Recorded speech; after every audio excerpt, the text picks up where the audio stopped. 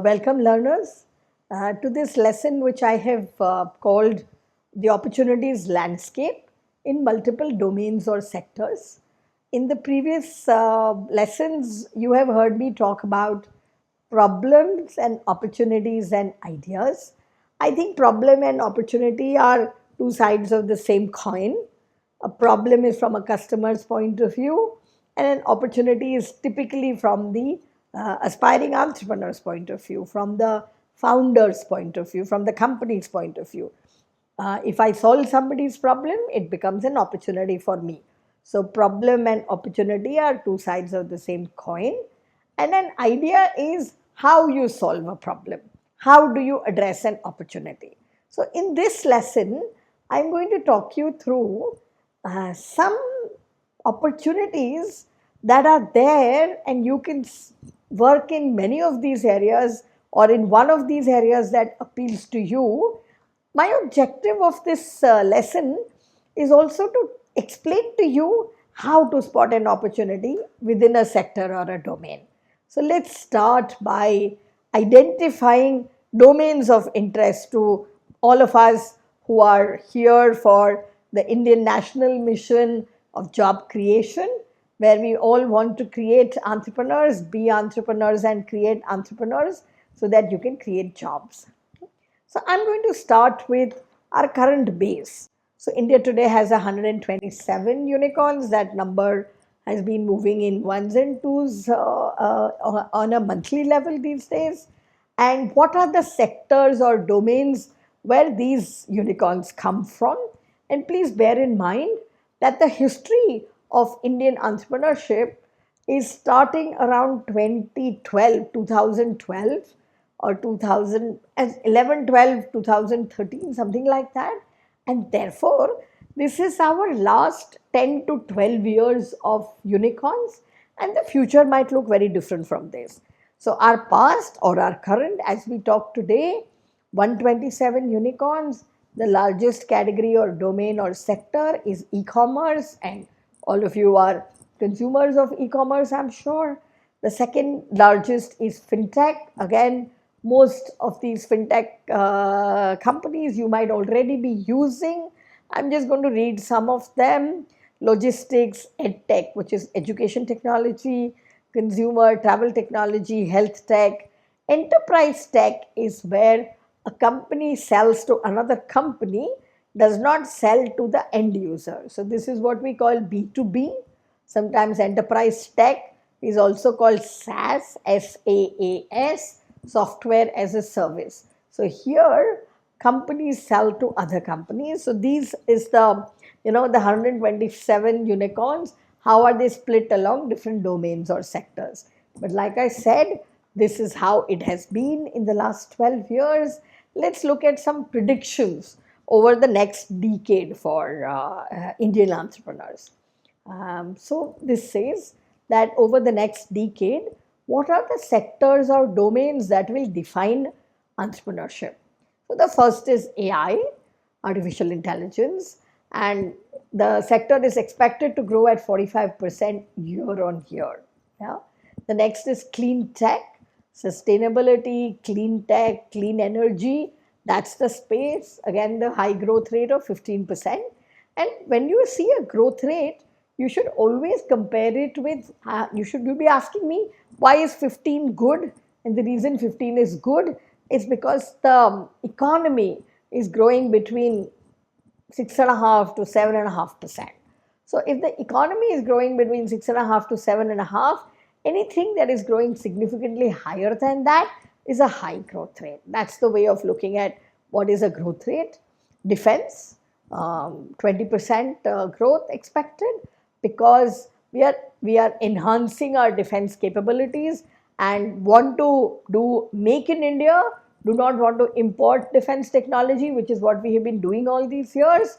We would of course continue to need some of it, but we want to improve the proportion of made in India items. gaming 15%, health tech is showing as 39%. All of this is from INC 42 Data Labs. They are a media publication which focuses largely on the startup domain. Health tech, which is healthcare services provided through technology. Logistics is 8%. Semiconductors is 24%. So these are some of the sectors that will define our next decade for us. And these sectors here will continue to do well for us, and they will grow and they will scale up. So e-commerce clearly is not going to go away anywhere. D2C, which is direct to consumer or consumer services, and we'll talk about that along with e-commerce. Fintech will continue to be important and be a large driver of growth and scale.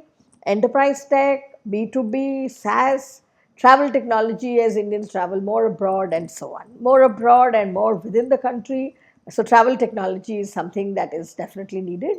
So these are some of the sectors or domains which you can look at and say these are sectors that are important to the country. They are part of India's national missions. You can also look at them saying that I could work in this sector because I have some skill, or my friends and I together have some skills here, and most of these are poised for growth. In today's lesson, I'm going to talk to you about 5 or 6 sectors, and for each sector, I have tried to bring a structure where I've tried to show you what does the domain or the sector look like, what are the drivers for growth in that sector, and what kind of opportunities are potentially available. In some cases, I've given you exactly the opportunities that exist, and maybe that's something you can take and run. They're not necessarily my pieces of work. I do this in my classes where I invite experts from different sectors to come and speak about their sectors. So, no guesses for absolutely no guesses, or no marks for guessing what is the first sector I'm going to speak about. I'm going to talk about AI because that's the one that's very, very prevalent. Everyone's talking about it, everyone's doing something about it, everyone is learning and deep diving into AI, and it's the one which is expected to grow at upwards of 40% every year for the next 5 to 10 years. So let's talk about AI. AI is not new to the world. Artificial intelligence has existed for 60, 70 years. But what artificial intelligence used to be was predictive AI. The systems were rule-based. So read the words on the column on the left. They used patterns in historical data to forecast the future outcomes. And they were handcrafted rules. Predictive AI was good at classifying things and at forecasting things. Generative AI, on the other hand, which is more recent, maybe in the last 5 years or so, and generative AI is creative in nature.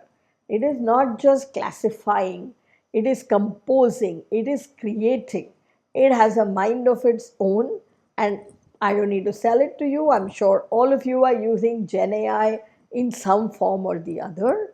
I do a long, interesting conversation with Dr. Anand Deshpande, who's the founder of Persistent Systems, a software company currently big on AI, which is a unicorn in India.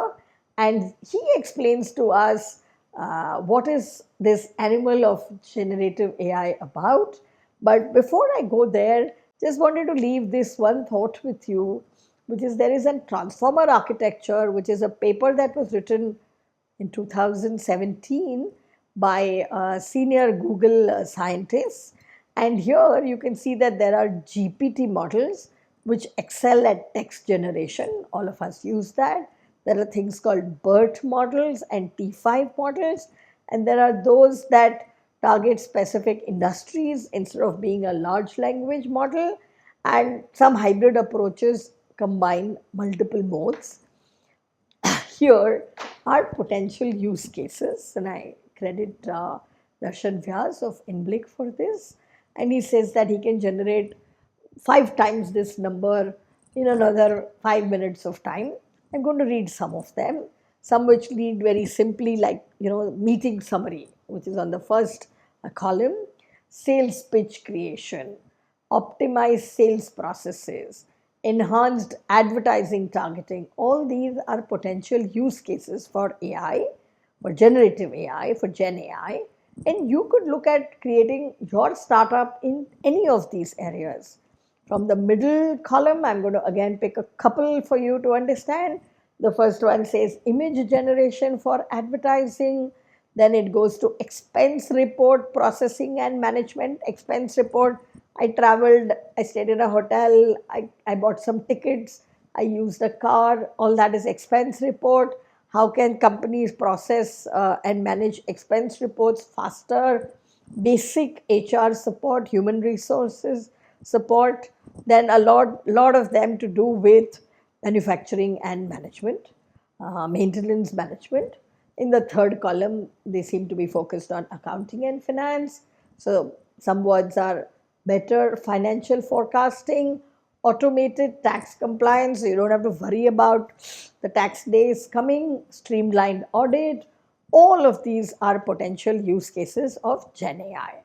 Yeah. I'm now moving from AI as a sector into healthcare, which is the next sector.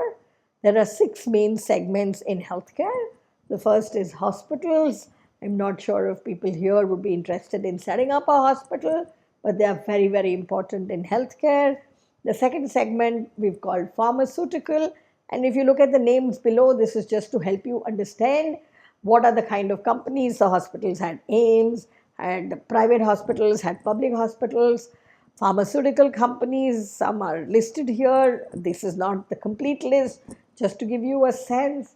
Then there is diagnostics, which is where people come to your home, or you go to a lab and give a blood sample or a urine sample or a cheek swab, a DNA sample or a tissue sample, and that is used to diagnose what is wrong, what is physically wrong with you or in your body by testing your blood or your urine or your tissue. There is a segment in healthcare called medical equipment and supplies. It is huge. It ranges from MRI machines and CAT scan machines to people making consumables, like, all the way to cotton swabs and injections and so on. So medical equipment and supplies. There is a segment which is medical insurance, and there is a upcoming and growing field of telemedicine, where semi-urban and rural consumers are not able to go meet their doctors in person, but are able to get that service through telemedicine. Some of it is also, maybe telemedicine is only one part of it. The larger term, I think, is called digital healthcare, and we'll talk about that. So here are some starting thoughts. So I've just made one picture come alive for you, and this is from Dr. Bhagwati Prasad. He says, when you buy a new car, the insurance is mandatory, but you can have a new baby born and there is no health, nobody talking about health insurance for your baby. Yeah? Look at the second one. You can book and track buses, trains and flights, but you can't track an ambulance. You can get a Swiggy delivery, you can get a food delivery, you can get a sugar or any small simple item in 15 minutes, 20 minutes, but can you get an ambulance on time? The third one here as a thought to start is, you can transfer bags across airlines. I travel one sector with one airline, another sector with another airline, and some bags get, but hospitalization records do not transfer from one hospital to the other. We have to take our hard copy of these records and go to the doctor, and half the time we have lost them and we are explaining to the doctor that actually this is what happened, and maybe our memories are not very good. This all of you have done, which is you've compared airfares, you've compared hotel tariffs, you've compared insurance suppliers, but have you found it easy to be able to compare what does it cost to treat, I don't know, something as simple as braces on your teeth between one kind of dentist and another dentist, or one kind of brace and another kind of brace. All of this, which has become so easy, reviews and ratings and comparisons, which are so easy in the consumer world, are still so far away in the healthcare domain. I'm going to pass this slide because I spent time on it. Like we did AI with Dr. Anandesh Pandey, we've done the healthcare sector with Rizwan Koita, who is he was the co-founder, he is the co-founder of a digital healthcare company called called Citius Tech, and now he runs a huge non-profit called the Koita Foundation. So we'll talk about these opportunities with in the session that we have with Rizwan Koita. I'll now move to another domain, and here is a sector called sustainability, and within that I've used the word culprit because sustainability simply means that planet Earth is not going to last. It's not going to survive my grandchildren, my child perhaps, but grandchild don't know. And which are the sectors that are causing the largest harm to planet Earth? And the first one is what is in red, which is the energy sector, energy which is consumed in industry, energy which is used in transportation, and energy which is used in buildings. That makes up almost 75% of the energy consumption or the carbon emissions in the world. So this chart is global greenhouse gas emissions, which is essentially carbon dioxide and methane that we release into the atmosphere. 75, close to 3/4 of it comes from energy, which is oil, which is gas, which is renewable, and we'll come and talk about that. And where does this energy get consumed? It gets consumed in homes, it gets consumed in industry, and it gets consumed in the transportation sector.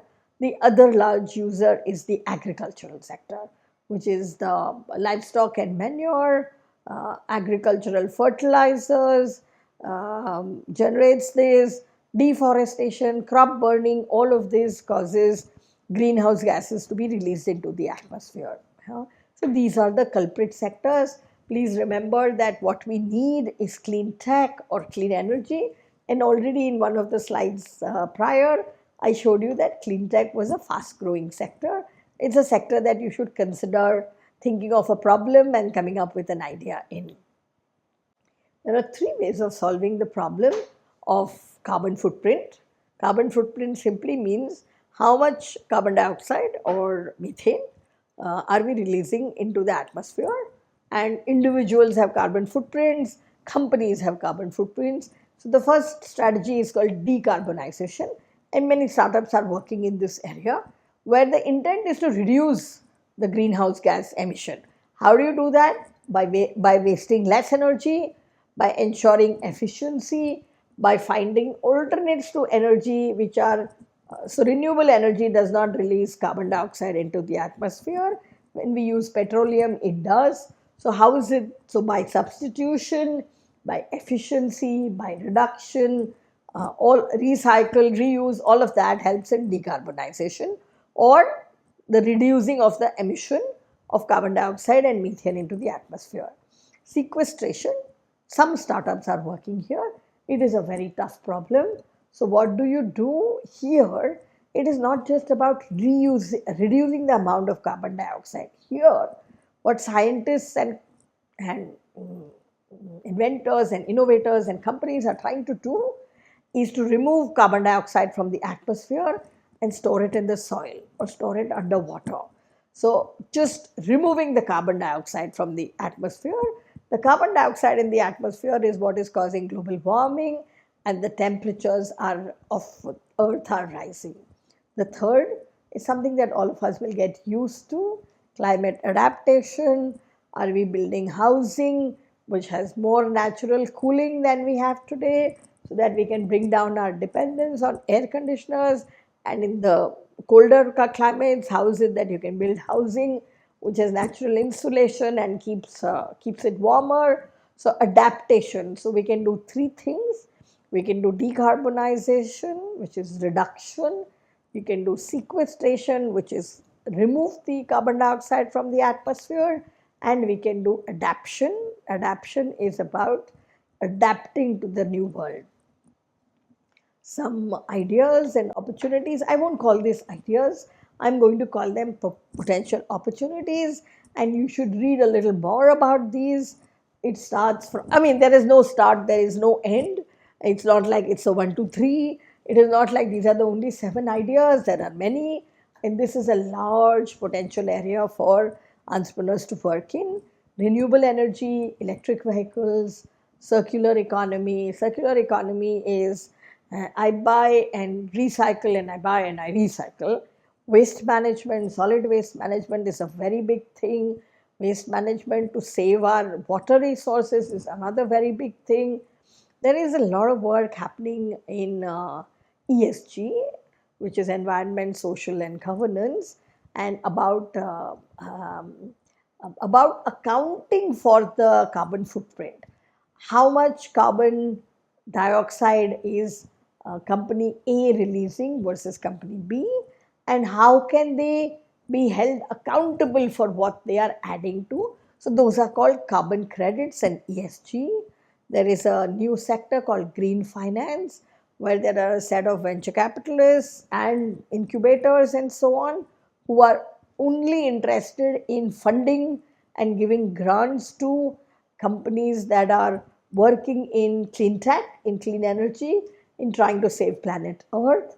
These VCs are more patient than the regular VCs, because their interest is not just in money. Of course, their interest is in money, but they also want to save, make our quality of life better than it is today and save planet Earth. There is also something called carbon farming, which is how can you do it with less fertilizer, how can you do it in a more tech way and in a more sustainable way. So these are potential opportunities in clean tech, in clean energy, in sustainability. I'll now move to another sector, and this is e-commerce, which most of you are familiar with. So for the year 2020, it was growing at 25%. It will continue to grow at 25% or 20% over the next 5 years. It is very low on penetration. What does that mean? You can see some flags at the bottom. In China, a third of everything bought is 34%, as it says, is online. In India, that number is 7% overall, but if you remove electronics from it, it's only 5%. So 7% of what Indians buy is delivered online served online through e-commerce, but 34% of that is in China. So very low penetration in India. I'm going to show you data of a couple of categories. So electronics, if you can see 2020, 28%, in 2025, 37%, and it's predicted that 1 in 2 mobile phones will be bought online, 50%, in the year 2030. The next lead category is actually fashion, and it's currently at around 18, 19, 20%, and they expect it to go to around 30%. But just imagine if this is categories like fashion and e-commerce, grocery, chawal, dal, vegetables, etc., will not even be 1%. There's a huge potential to do e-commerce in in vertical categories, and I'll show you the examples here. So what are the opportunities in e-commerce? Instead of a horizontal platform that sells every kind of product and every category, getting specialized into verticals, whether it's fashion, whether it's beauty, whether it's electronics, whether it is only grocery, whether it is only Indian art, whether it is only sports. So those verticals will become more and more critical, and consumers will find them more specialized and not seek horizontal platforms all the time.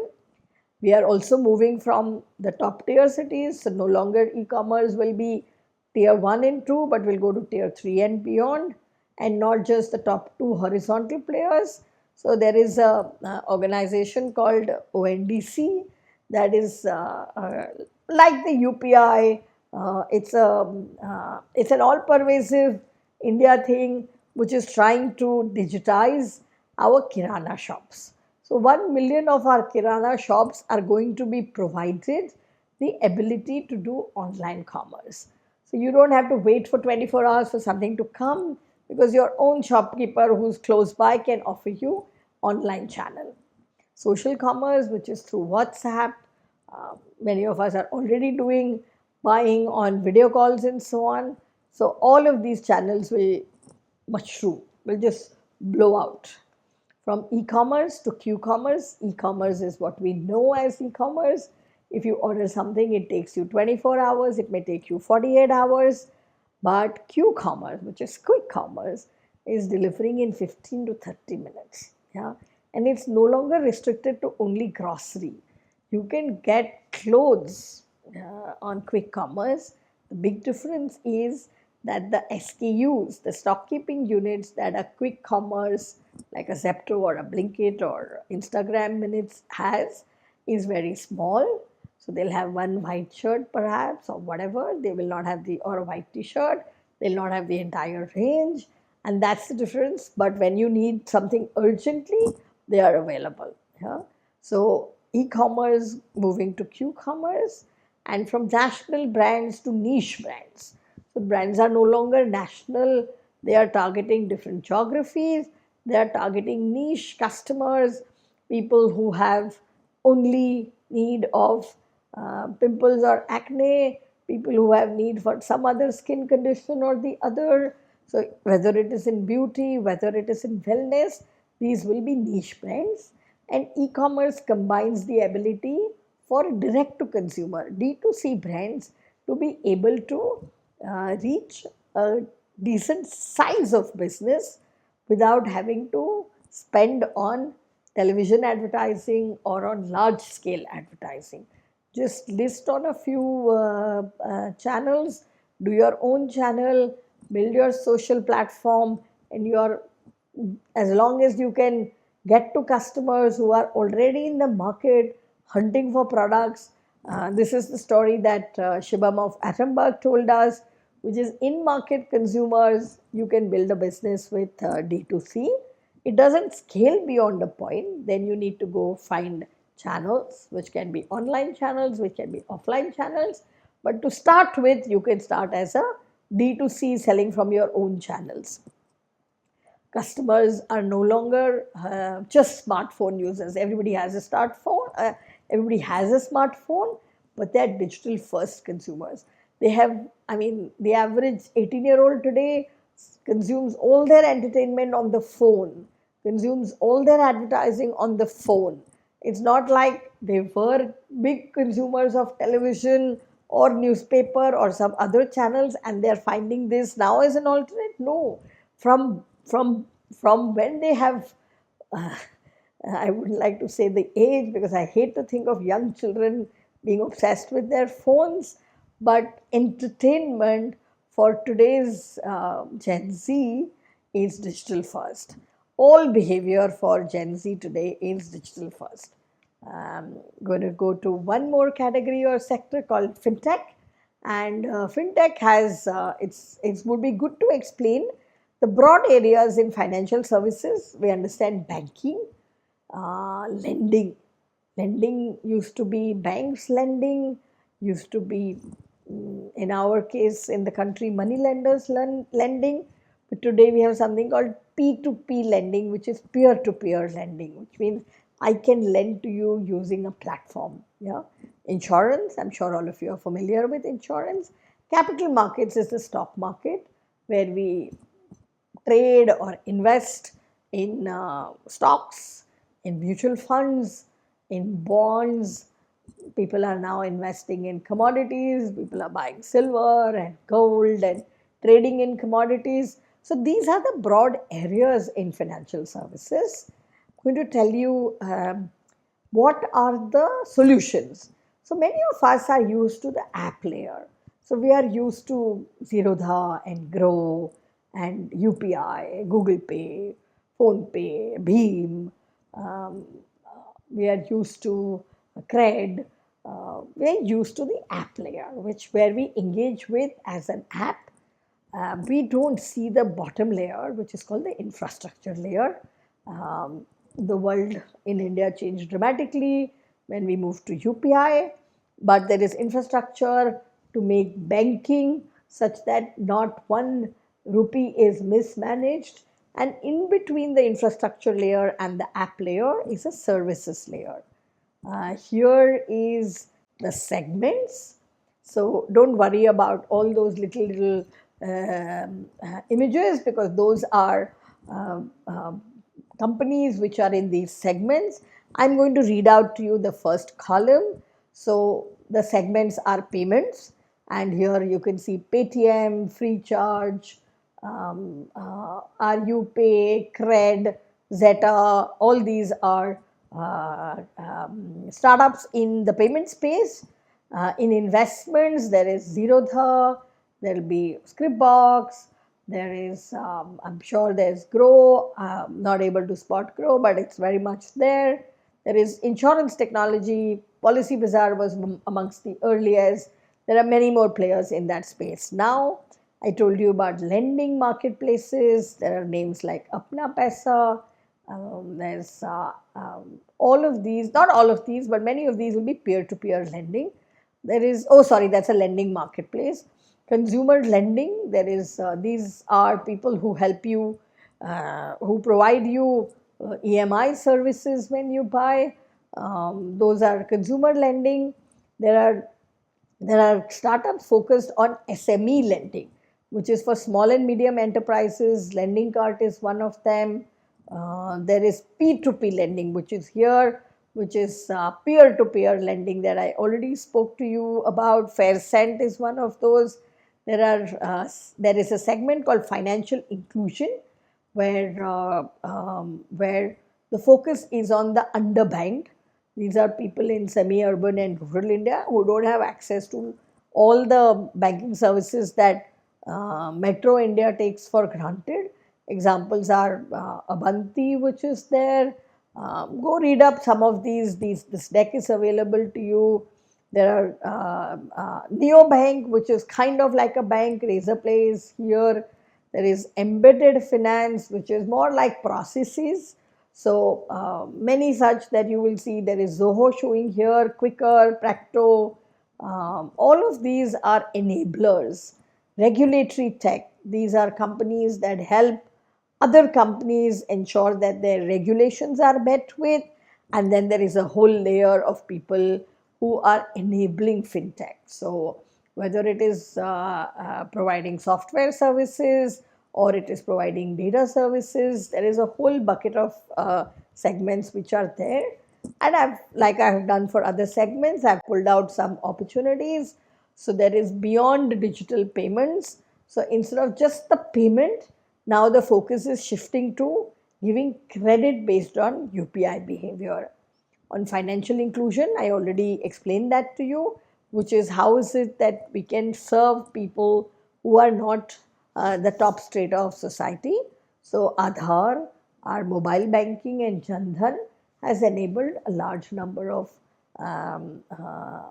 Indians having bank accounts. There is a big lending gap. Small and medium enterprises do not get loans as easily from banks because of their balance sheet, but their revenue allows for them to repay loans. So how is it that they can get, SMEs can get loans? Retail investing. This is something that I've heard the Grow founder talk.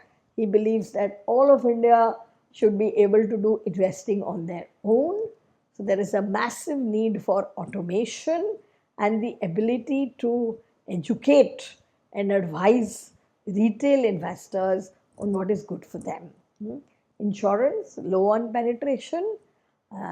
As a country, we did sachets.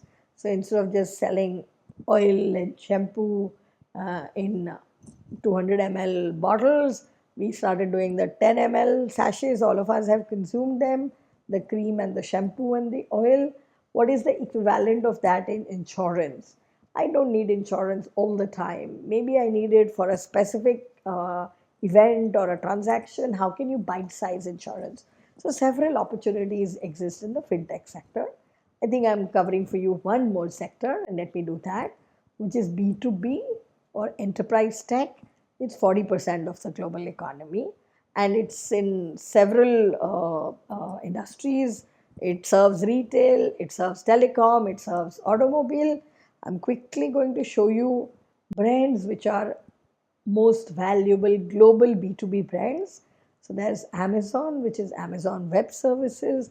Microsoft is only a B2B company, other than when they sell Xboxes and they sell some laptops and so on. Otherwise, they're largely a B2B company.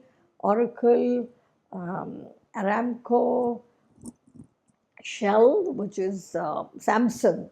Samsung, by the way, their larger business is selling screens to other companies, not just the B2C business where they sell the finished phone.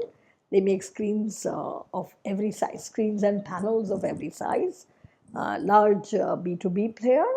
And here are the opportunities.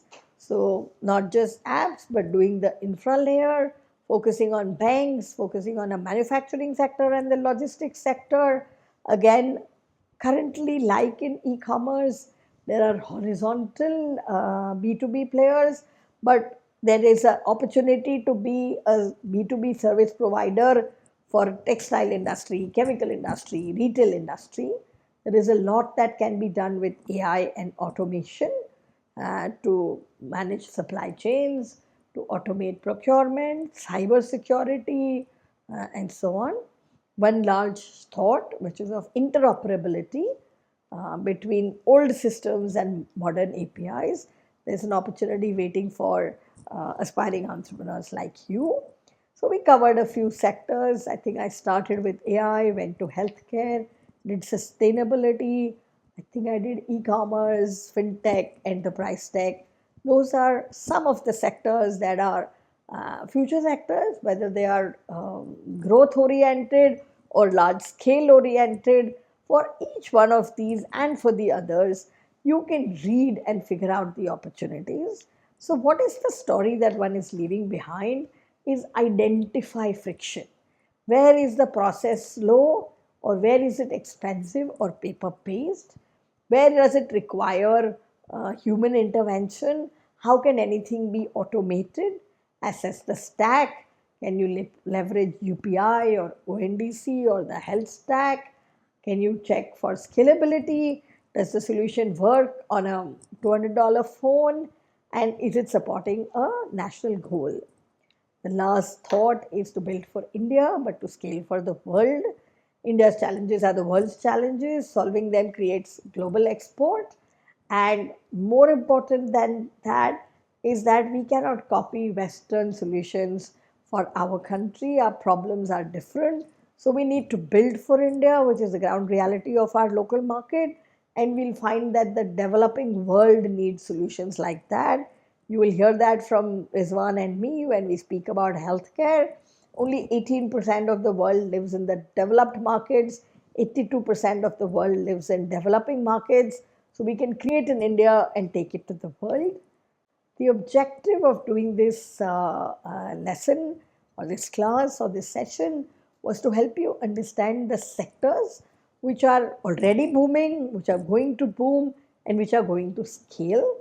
It is also the intent that I have that you should get interested in domains and sectors and start reading about them from a business lens. You can also read about them from a technical lens, which is what is happening in that space, what is still not being solved for, what are the solved problems, what are the non-solved problems, what are the undersolved problems. So if you have an interest in any of the domains, start reading about it.